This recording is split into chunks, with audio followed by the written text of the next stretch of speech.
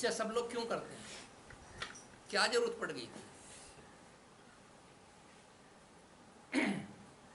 भगवान की भक्ति हर कोई मौत के भय से कर रहा है।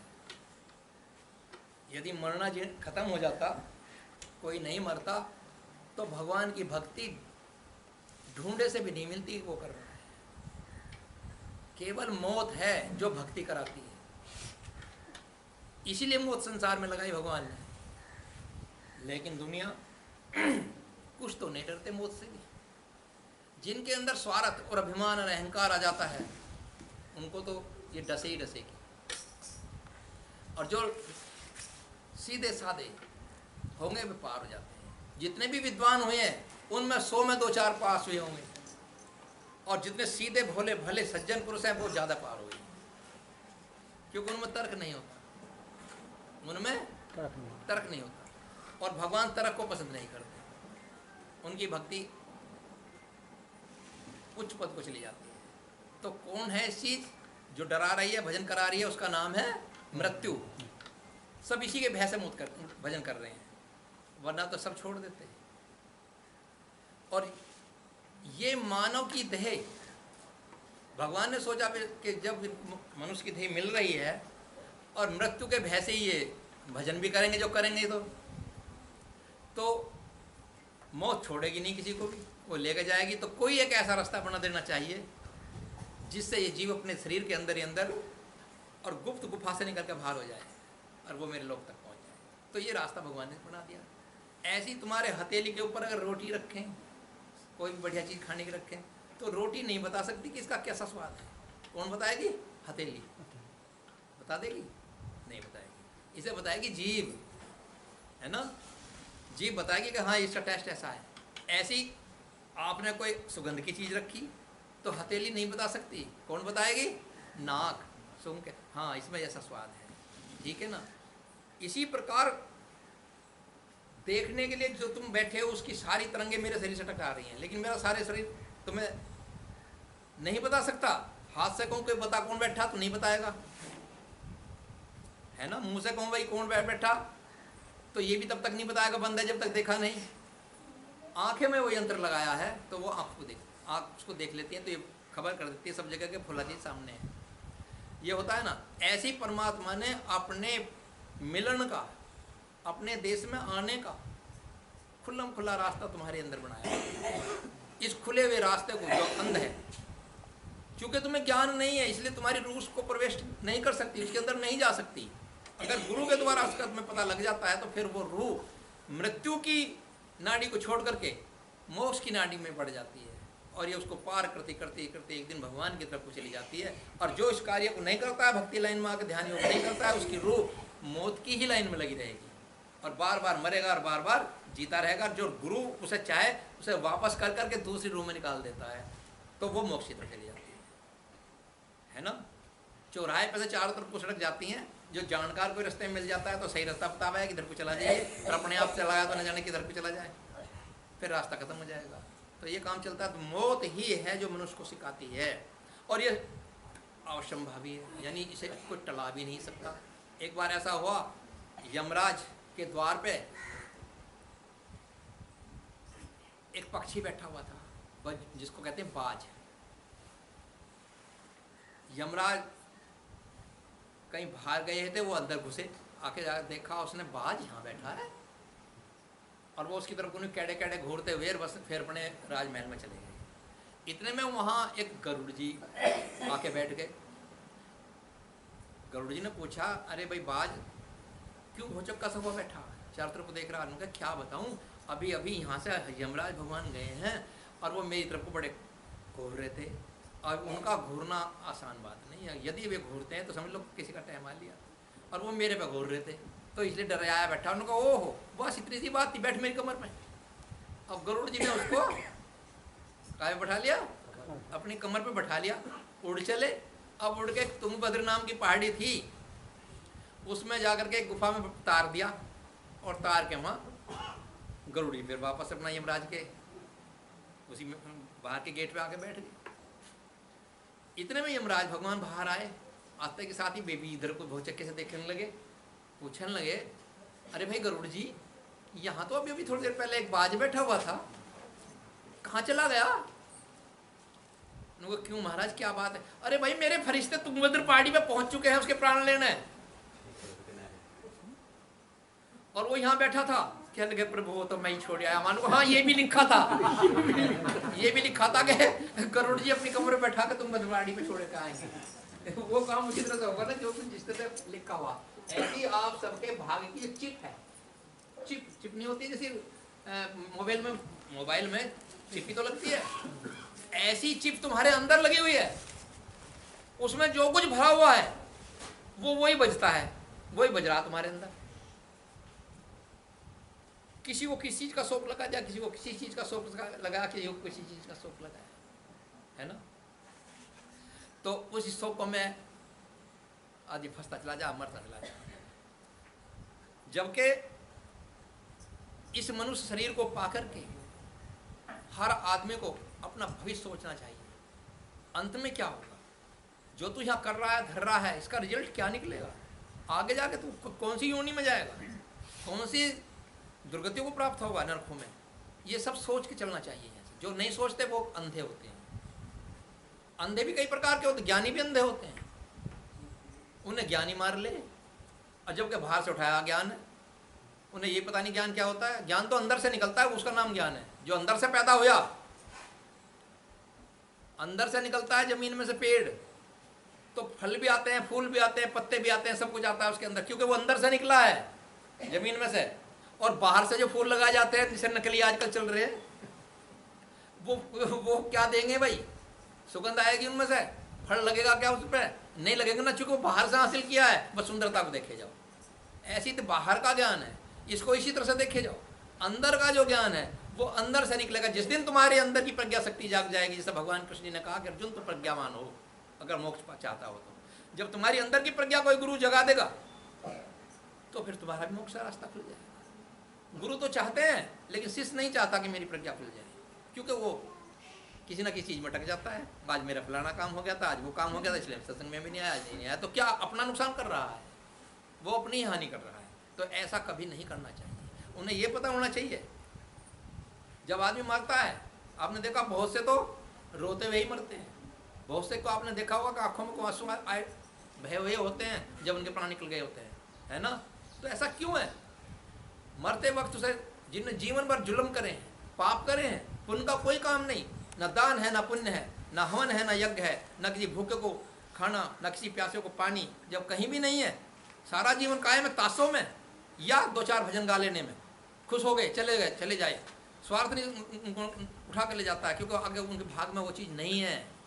भगवान की भक्ति का अंश उनके अंदर नहीं जाना है, क्योंकि उन्हें वो दंड भोगने हैं अभी जो उन्होंने कर लिए हैं। इसलिए उन्हें सत्संग भी अच्छा नहीं लगेगा, उठ के भाग जाएंगे।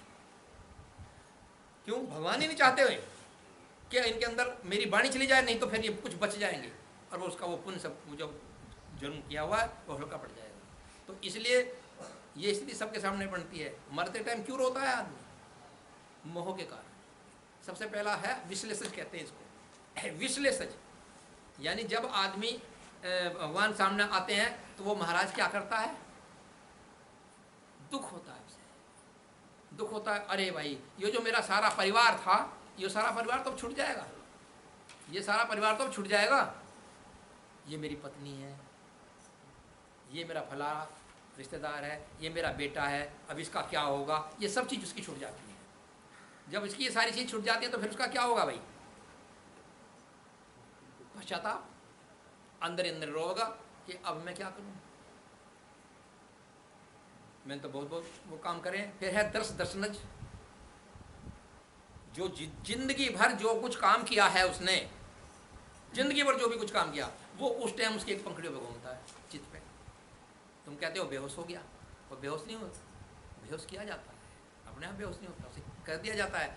क्योंकि सारे शरीर से सिमटता प्राण जिस पर ध्यान तक उनकी पंखड़ियों पर आके बैठ जाता है, जहाँ तुम्हारा रहती है उसे प्राण आया ना, वो तो फरिश्ता। जब वो आके बैठ जाता है तो नीचे के सारे कनेक्शन काट देता है, चित्त के भी, बुद्धि के भी, मन के भी, सब काट देता है कनेक्शन। अब उसकी आंखें खुली रहे और तुम सामने खड़े हो जाओ तो उसे नहीं पता तुम वो कौन खड़ा है, या होता है उसे पता नहीं होता है ना। और अंदर ही अंदर कुड़ता रहता है। उधर फरिश्ता प्राण लेने के लिए तैयार खड़ा है तो सोचा अरे भाई तो बड़ा अब कैसे करेगा? वो पीड़ा उसको दर्शन जो सारे कर्म जो वो देख रहा है, अब जिंदगी भर ये मैंने काम किए हैं, जिंदगी भर जब अक्षय गोलक यहाँ पर घूमता है तो जीवन की सारी करनी उसे मृत्यु के समय दिखाई जाती हैं कि जीवन में तूने ये काम किया है, ये काम किया है। जो काम उसने जीवन में सबसे ज़्यादा किया, जब वो पंखड़ी खड़ी हो जाती है तत्काल फरिश्ता प्राण निकाल लेता है, क्योंकि अंत समय जिन भावरत सुमरी तिन तिन भाव धनु तजे तिन भाव, यानी वो आदमी अंत के समय में जिन जिन भावों में खोया रहेगा उसी में उसको जन्म मिलेगा आगे। तो उसको वो पंखड़ी आ गई जो उसने जीवन भर ज़्यादा किया, उसको उसी में प्राण निकाल देगा, अब वो उसी योनि को चला जाएगा। अगला जन्म भी तुम्हें यहीं तय करना है कि हमें वहाँ जाना है, सबको यहीं तय करना है, चूंकि तुम्हारी चिप में लिखा जाना है और वो तुम लिख के ले जा रहे हो। परमात्मा को तो कुछ भी नहीं देखना पड़ता। अब भाई इसे एक सेकंड के फैसले, एक सेकंड में सैकड़ों के फैसले हो जाते हैं वहाँ। क्यों हो जाते हैं? क्यों हो जाते हैं वहाँ? क्योंकि कोई रिजल्ट नहीं देखना पड़ता। तुम लेके गए अपनी फाइल, चित तुम्हारा खुला और उन्होंने कह दिया अच्छा निकलिए। जिनके बुरे कर्म होते हैं उनका लोहे जैसे रंग का चित निकलता है, क्योंकि उसके ऊपर लोहे की चादर चढ़ गई है चित के ऊपर। जिन्होंने दान और पुण्य ज़्यादा किए हैं उनकी का जो चित है वो पीले रंग का हो जाता है, तो उसको दान और पुण्य से उनकी रूह सिर्फ उसको चली जाएगी श्रेष्ठ महापुरुषों के घर में। और जिनका चांदी जैसा होता है वो वे लोग होते हैं जिन्होंने भजन भी किए हैं, दान भी किए हैं और जुल्म भी करे हैं, और जुल्म भी किए हैं। उनकी रूह उसी मार्ग से, उसका चित्त जो है वो चांदी और सोने के बीच की जो कारण होता है उसमें से उनका चित्त निकलता है बाहर। ये चित्त ही पहचान कराते हैं। परमात्मा तो देखता भी नहीं, वो तो यमराज क्या देखते हैं, चित्त उसने देखा अच्छा फला रंग, फला जोड़ी में डाल दीजिए, क्योंकि एक एक सेकंड में लाखों लाखों फैसले होते हैं वहां पर, इतनी जल्दी नहीं होता है। आपको यकीन नहीं आने का, मैं देखा है। तब वहां से जो आदमी दानी, वो क्या नाम, भजन भक्ति में निपुण हो गए हैं, योग शक्ति में, सत्संग उनके जीवन में कोई नहीं छुड़ा हुआ है, उनका जो चित्त होता है और ध्यान योग किए हुए होते हैं, उनका चित्त उज्जवल होता है, वो ज्योति स्वरूप होता है, वो ज्योति के रूप में निकलेगा बाहर। परमात्मा देखेंगे ज्योति, अरे भेजो वैकुंठ, वे वहां से उसकी व्यवस्था पर लोग को भेज देंगे। इतने फैसले हैं वहां, ज्यादा नहीं है। वो कहते किताब पलटी, जहां कुछ नहीं पलटा जाता, तुम्हारे चित्त पे ही लिखा हुआ जाता है सब कुछ जो तुमने जीवन भर किया हुआ है, वो उसी रंग की हो जाती है, उसी के अनुसार फटाफट फेंक दे जाते हैं। चलिए उस लाइन में चित्त किसने पहचान करा क्या लिखा रंगों ने, जो जैसा आदमी काम करता है कहते ना इसका तो काला मन हो गया, वो काले मन वाले वहां जाते हैं तो उनको काला शरीर मिल जाते हैं, उसी तरह की। तो ये दरअसल में सारा खेल चलता है, लेकिन ये जीव नहीं समझ पाता कि अपना भजन सुधार ले। अरे ये जीवन तो तुझे कर भोग के लिए मिला नहीं है, भोग योनि तो वे हैं जो पशु पक्षी, क्योंकि वो अपना कर्म भोग रहे हैं। भोग योनि तो वो हैं, ये मानव योनि तो दोनों है, कर्म भी और भोग भी। इसमें पिछला भोग रहा है, अगले के लिए तो तैयारी कर ले। पूरब की कमाई पश्चिम में बैठ खाई, आगरे की खेप तूने अभी ना चलाई है। दिल्ली के दलालों ने सौदा ही बिगाड़ दिया, पटियाले की लूट में जगाधरी ना पाई है। नाबापुर के लोग तो पुकार ही पुकार के हैं, सहारनपुर के रास्ते से हरिद्वार आइए और तज चित वैरवाल अमृतसर को जाइए। पूरब की कमाई, पिछले जन्म की कमाई तो तू इस पिछले में बैठ के खा रहा है। अब आगे की खेप तूने अभी ना चलाई, आगे की खेप तूने चलाई नहीं, चलावेगा भी क्यों? दिल्ली के दलालों ने सौदा जो बिगाड़ दिया, दिल्ली है ना ये दिल तुम्हारा, इसका सौदा ही बिगाड़ दिया दलालों ने। वो दलाल बढ़ रहे हैं इसके अंदर, काम क्रोध लोभ मोह तुम्हें हटा देंगे भजन से, जल तक आप नहीं चढ़ने देंगे तुमसे। कोई ऐसी माया पर भरोसा देंगे कि इसके हाथ का जल इसमें नहीं चढ़ना चाहिए, भाग जाएगा। ये प्रभु की लीला चलती है, क्योंकि वो नहीं चाहता कि दुष्ट आदमी का जल मेरे ऊपर चढ़ जाए। भगवान नहीं चाहते, तुम चाहे भले खुश हो जाते हो कि हमने जल चढ़ा दिया, लेकिन नहीं पसंद करते। दिल्ली के दलालों ने तो सौदा ही बिगाड़ दिया, पटियाले की लूट में जगाधरी ना पाई है। पटियाला ये तुम्हारा पेट है, इसके ही भरने में लगे हुए हैं। बहाना इसका, जुल्म दूसरे। बहाना का आएगा पेट का, जुल्म दूसरे। तो फिर जगाधार, जग के आधार हरि परमेश्वर कैसे मिल जाएंगे? नाभापुर के लोग तो पुकार ही पुकार के हैं।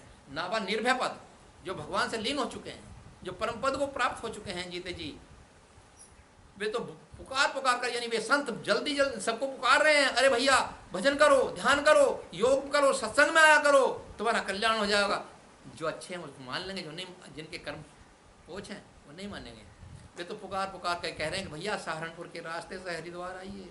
अब सहारनपुर साधना का रास्ता पकड़, सेवा का मार्ग पकड़, स्वाध्याय पाठ का पकड़ ले मार्ग, और उसी मार्ग से चलता चलता हरि के द्वार ब्रह्मलोक को पहुंच जा।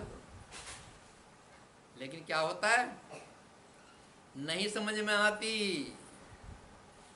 तज चित वैर वाल अमृतसर में लाइए। दिल जो है, अपना जो मन है, ये तज चित वार वैर, यानी संसार के सारे कर्मों से अपने चित्त को सकोड़ ले और अमृतसर में अपना मन लगा और सीधे अमृतसर को पहुँच। यानी अमृतसर कहाँ है, जहाँ अमृत बनता है, जाओ परमात्मा का स्थान है, ब्रह्म का आखिर केंद्र है, उस केंद्र पर आ जा, तेरा कल्याण। लेकिन इसे तो समझ में नहीं आती।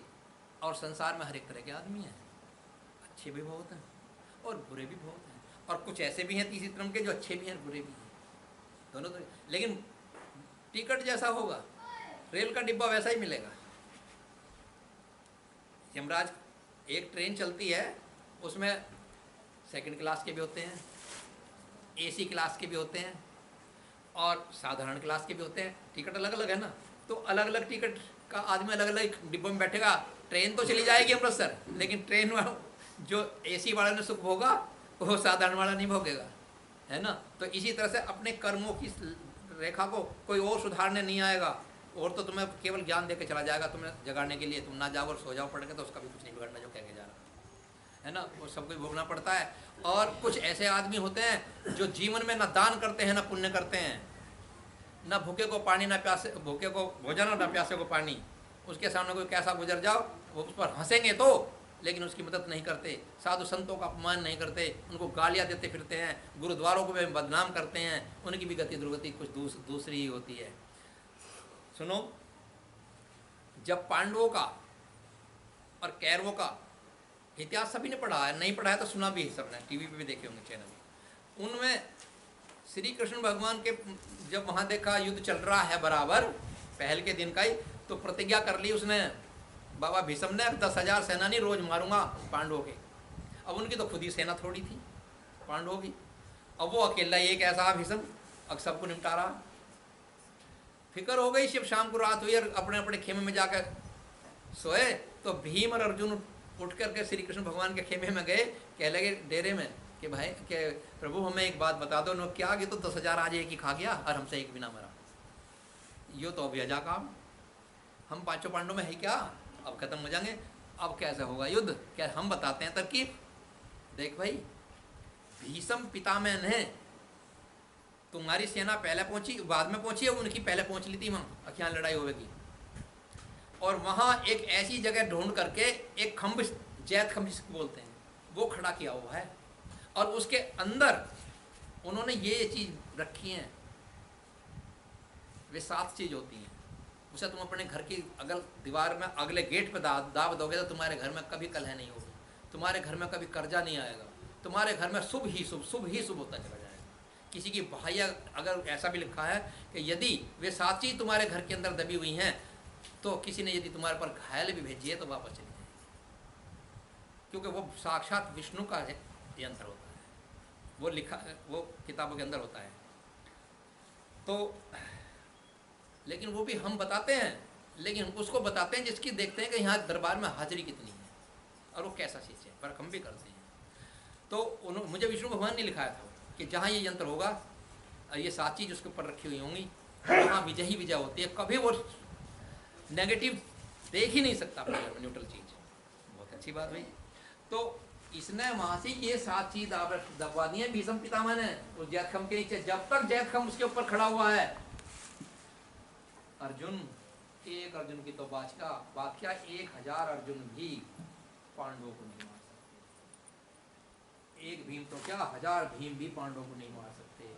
तो फिर अब तो हमारी भवानी जो छोड़ना, हम तो मरने के लिए आए। फिर तो श्री कृष्ण कह लगे नहीं, उपाय है।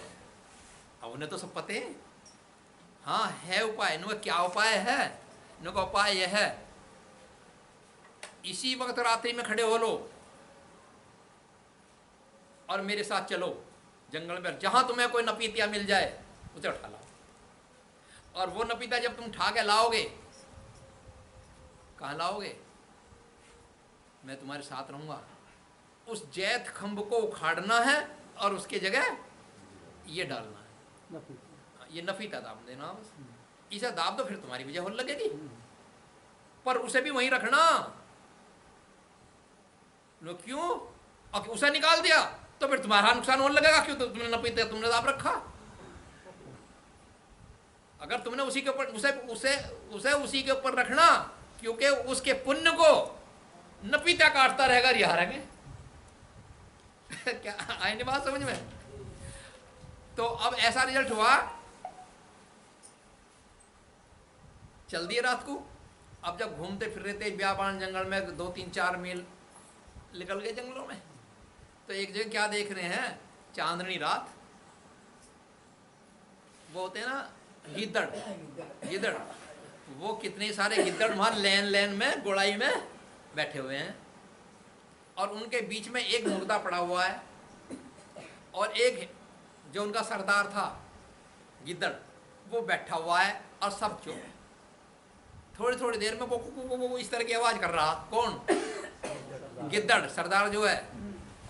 भीम और अर्जुन वह दोनों पहुंचे। श्री कृष्ण जी कहने लगे मैं तो नजदीक जाता ना हूँ, और मैं तो रहूंगा यहाँ खड़ा, तुम जाके अंदर देखो भैया क्या मामला, देख कर तो आओ।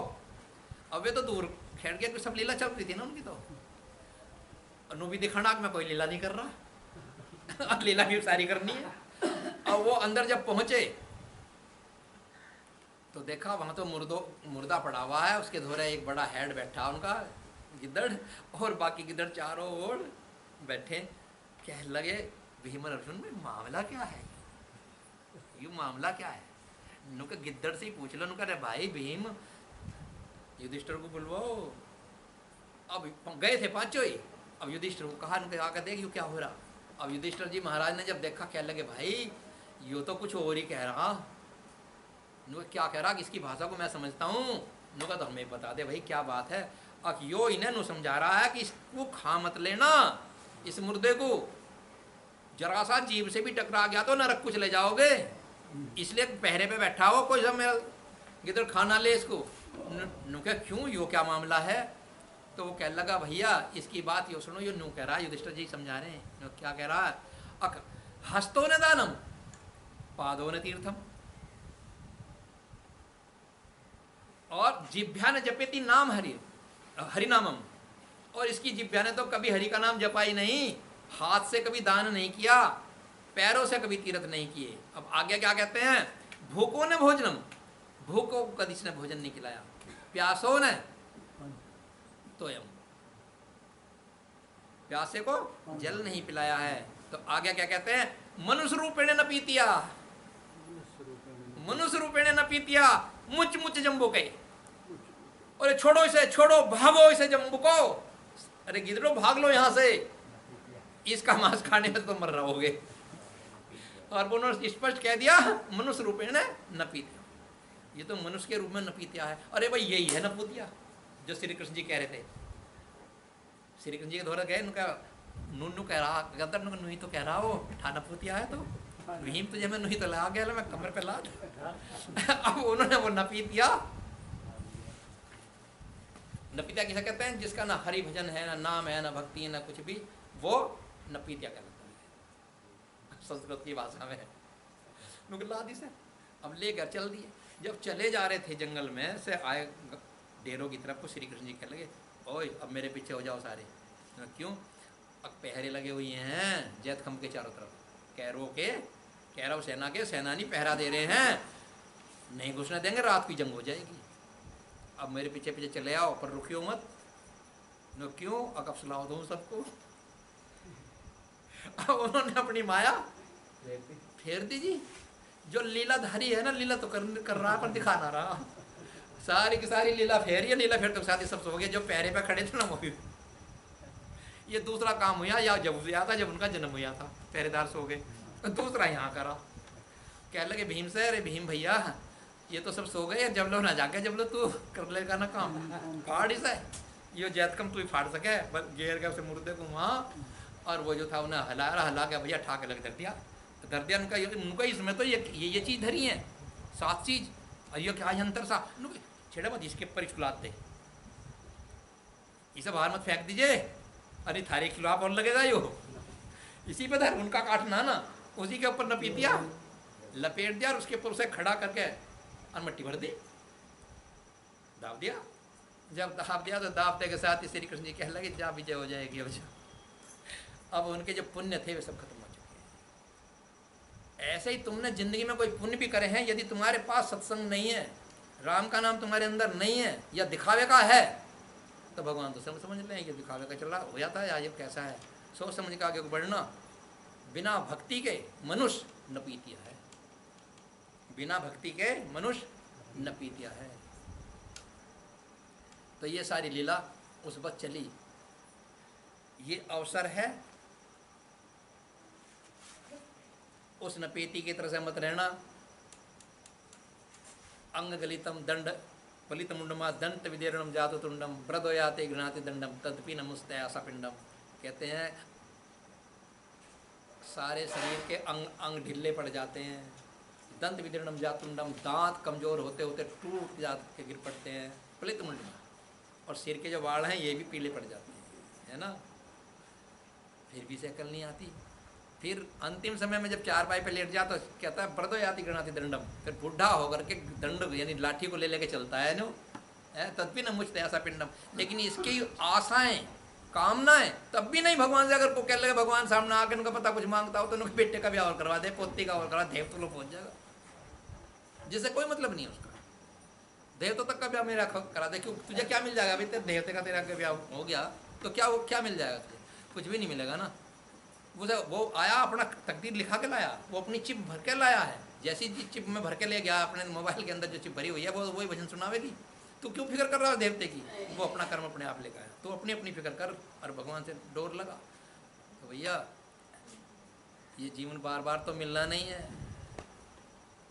अगर इसे जीते जीते ही कमा लिया तो कमा लिया, नहीं तो बेटा गर्क होने में भी देरी नहीं है। बस केवल यमराज के फैसलों से, बुरी बुरी योनियों से केवल तुम्हारे भजन ध्यान सत्संग और ज्ञान और साधना यही बचाएंगे, और कोई रास्ता नहीं है। इनकी शरण जाओ। बोलो जय सच्चिदानंद। जय।